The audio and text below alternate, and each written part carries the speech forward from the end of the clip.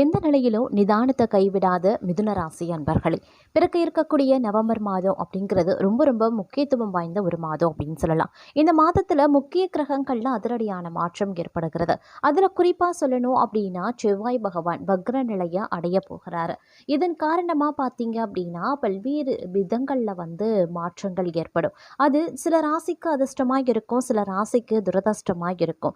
தற்போது பார்த்தீங்க அப்படின்னா செவ்வாய் பகவானினுடைய வக்ர நிலை, குரு பகவானினுடைய பெயர்ச்சி, சனி பகவானினுடைய வக்ர நிவர்த்தி போன்ற பல்வேறு கிரகங்கள்ல அடுத்தடுத்து ஏற்படக்கூடிய அதிரடியான மாற்றம் அப்படிங்கிறது மிதுன ராசியில பிறந்தவங்களுக்கு நவம்பர் மாதத்தை எப்படிப்பட்ட காலமாக கொடுக்க பெறப்போகிறது.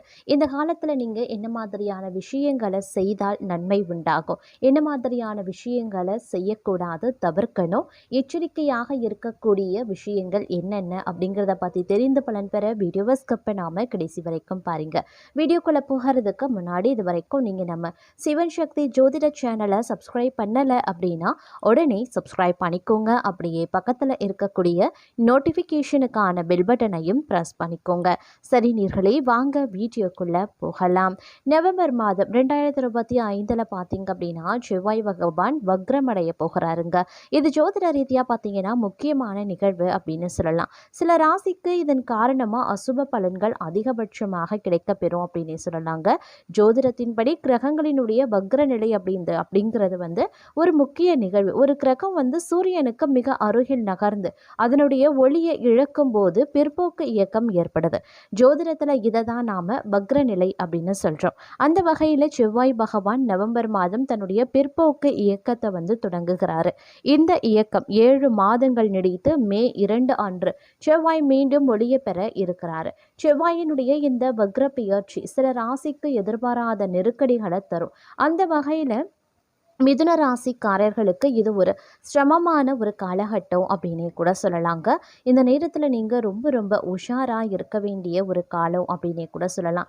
சில பல சுப கிரகங்களினுடைய அமைப்பு சில விஷயங்களில் உங்களுக்கு நன்மையை ஏற்படுத்தினாலும் அந்த நன்மையை கால தாமதமாக்குறது, இழுபறியான நிலையை உருவாக்குறது போன்ற விஷயங்களை இந்த செவ்வாய் பகவானினுடைய வக்ர நிவர்த்தி செய்யும். அப்படிங்கிறதுனால கொஞ்சம் திட்டமிடலோடு நடந்து கொள்ள வேண்டியது அவசியமாகிறது.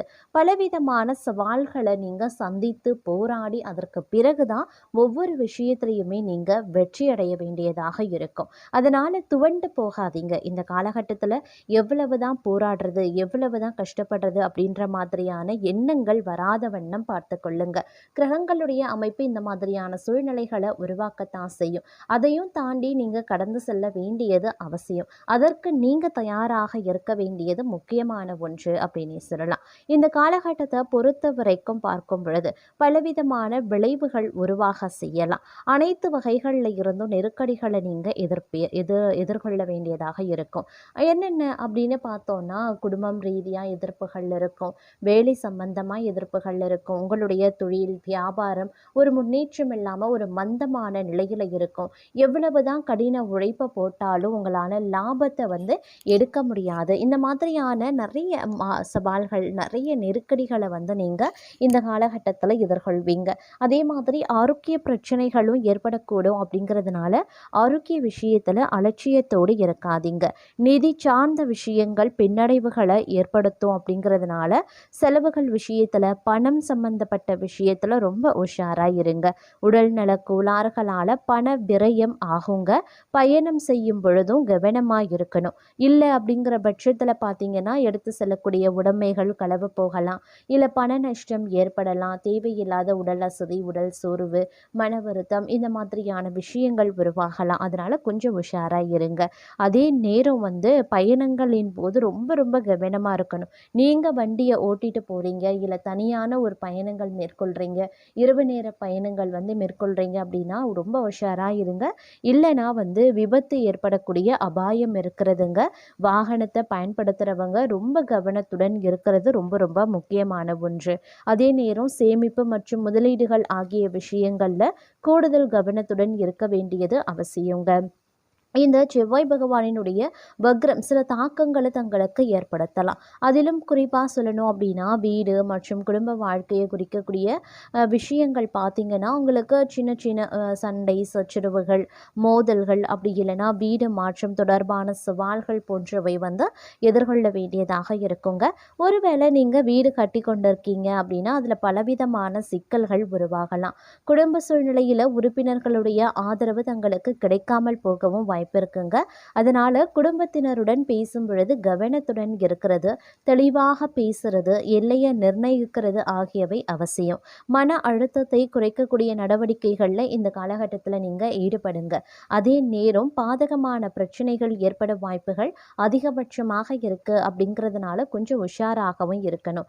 ஏற்கனவே கஷ்டத்தில் இருக்கிறவங்களுக்கு நிலைமை மோசமடையலாம். குடும்பம், வீடு, பாதுகாப்பு தொடர்பான விஷயங்கள்ல சவால்களை கொண்டு வரலாம். குடும்ப உறுப்பினர்களிடையே கருத்து வேறுபாடுகள், மனக்குழப்பங்கள், அப்படி இல்லைன்னா உணர்ச்சி ரீதியான அழுத்தங்கள் ஏற்பட வாய்ப்புகள் இருக்கு.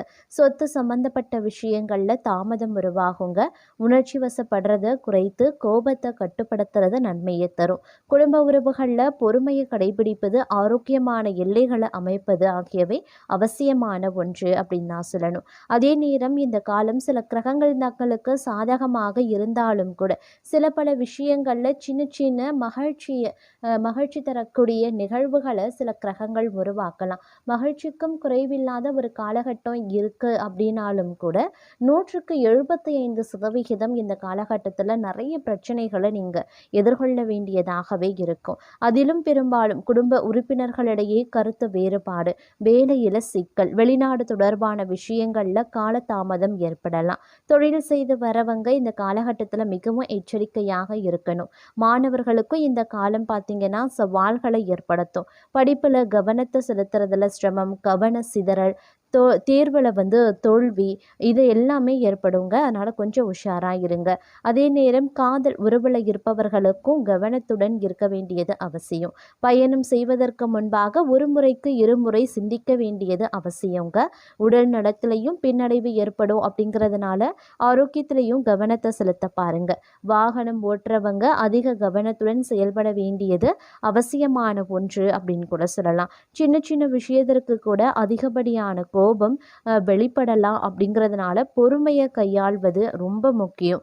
அவசரமாக வாகனம் ஓட்டுறதை தவிர்த்து கொள்ளுங்க. அதே நேரம் கூர்மையான ஆயுதங்கள், நெருப்புடன் வந்து ரொம்ப கவனமாக இருக்க பாருங்க. பழைய சண்டைகளை சரி செய்வது போன்ற விஷயங்களை கவனத்தை செலுத்தினா இந்த காலகட்டத்தை எளிதாக நீங்கள் கடந்துவிட முடியும் அப்படின்னே சொல்லலாம். இருந்தாலும் சில பல விஷயங்களில் பார்த்தீங்க அப்படின்னா பலவிதமான இன்னல்களுக்கு ஆளாக வேண்டியும் இருக்கலாங்க. சில நேரங்களில் பார்த்தீங்க அப்படின்னா சில முக்கிய கிரகங்கள், அதாவது வந்து குரு பகவானினுடைய பார்வை, குரு பகவானினுடைய சஞ்சாரம் பெயர்ச்சி பார்த்தீங்க அப்படின்னா ஒரு சில விஷயங்கள் உங்களுக்கு நன்மையை ஏற்படுத்தக்கூடிய வகையில் அமைய பெற்றிருக்கிறது அப்படின்னு சொல்லலாம். அது என்ன மாதிரியான விஷயங்கள் நீங்கள் இந்த நேரத்தில் மேற்கொண்டால் சாதகமாக இருக்கும் அப்படின்னு பார்த்தீங்கன்னா, அரசு தொடர்பான விஷயங்கள் மேற்கொண்டீங்க அப்படின்னா அது உங்களுக்கு சாதகமாக இருக்கும்.